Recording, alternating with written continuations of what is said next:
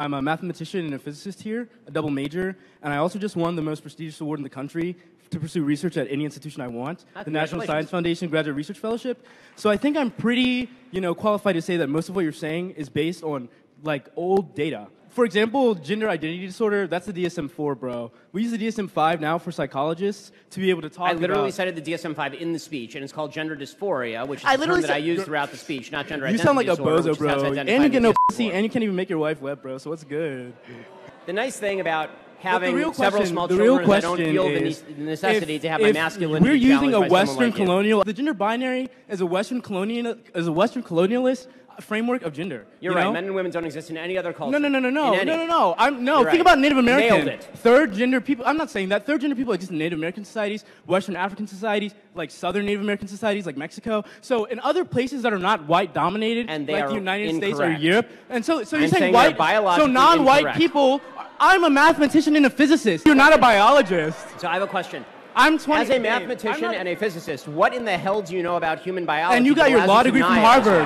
What do you know about biology? If your logic is so flawed as a mathematician and a physicist, I would suggest that whichever institution gave you an award, revoke it immediately. Sociologists, psychologists, and with PhDs in their respective fields backing the idea that sex and gender are different, effectively gaining the medical consensus for sex and gender being two different concepts, yet you have a different opinion. Okay, so sex and gender are two different concepts, but gender is tied to biology. So one of the big problems that you see in sort of the argument in favor of trans rights is this notion that gender and sex are completely separable. They're not completely separable. If they are completely separable, then this means that identifying people by their subjective gender really has no relevance as to whether they are a male or a female. What is a woman? Define what a woman is without reference to the word woman, please.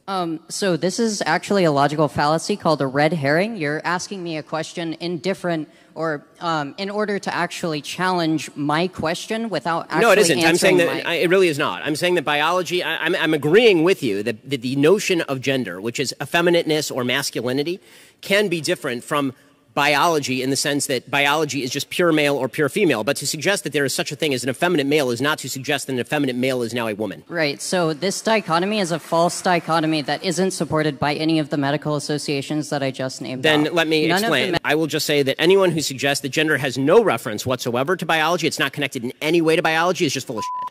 Then you actually just disagree with medical consensus within the Western nation. Yes, I disagree with the false medical consensus driven by politically driven, quote-unquote, doctors. If any doctor denies to me that there is a dichotomy between male and female, a sexual dichotomy between male and female, they're ignorant and they are letting their politics get in the way of their science. Anybody who suggests to you that there is such a thing, for example, as a pregnant male is not a doctor, they are an activist.